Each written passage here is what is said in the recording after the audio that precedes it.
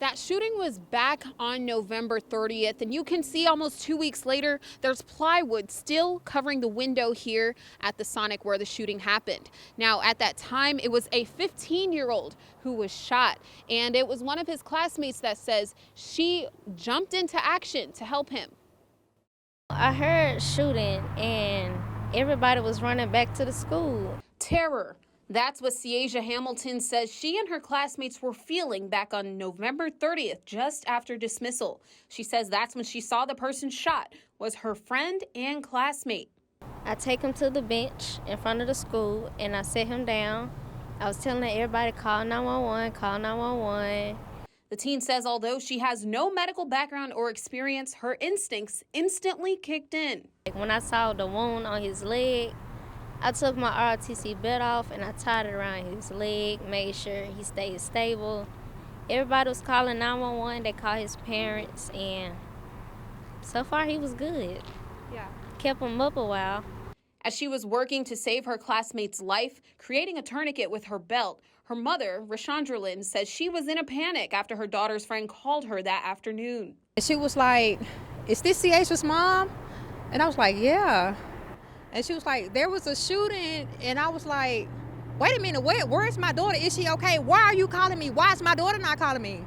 Luckily, she says her daughter was okay, and she considers Ciasia a hero. To hear her being hailed as a hero, I'm proud of her.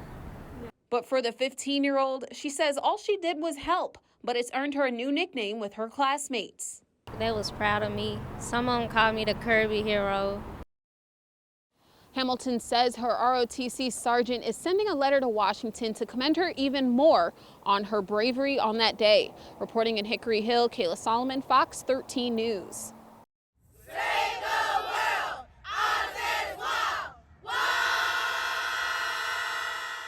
We're called Access WOW. It's an international young adult volunteer group located in over 175 countries. Access WOW stands for Saving the Earth from A to Z, which means from the beginning until the end. And the WOW stands for We Are One Family. So today we are carrying out a Green Earth cleanup campaign. We want to beautify the city of Memphis and sustain its ecosystem. Access WOW was founded and started in 2016. So the young adults of the Church of God took initiative to try to solve many of the problems of our earth.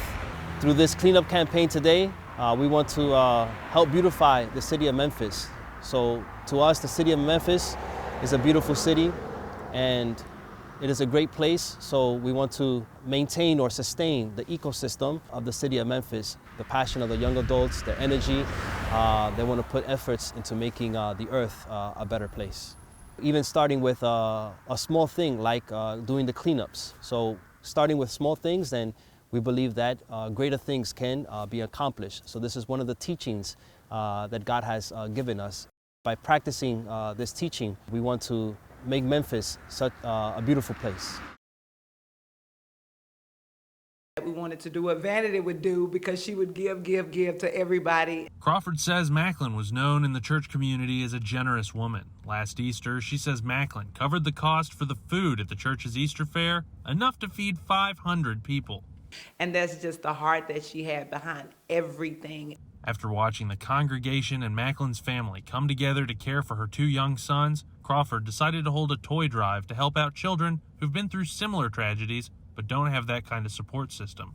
We bless them. They have an amazing family.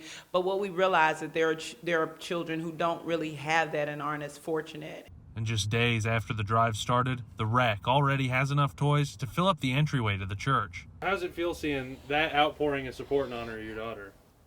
It is overwhelming. Macklin's mother, Vanessa Terry, says she's touched to see her daughter's legacy kept alive through the kindness. This is a big honor for us. We are excited about being able to help other children that are in the shoes of my grandboys. She says the holidays were already going to be tough for her and her grandsons given their mother's death, but it's made even tougher by the fact there haven't been any arrests in the case.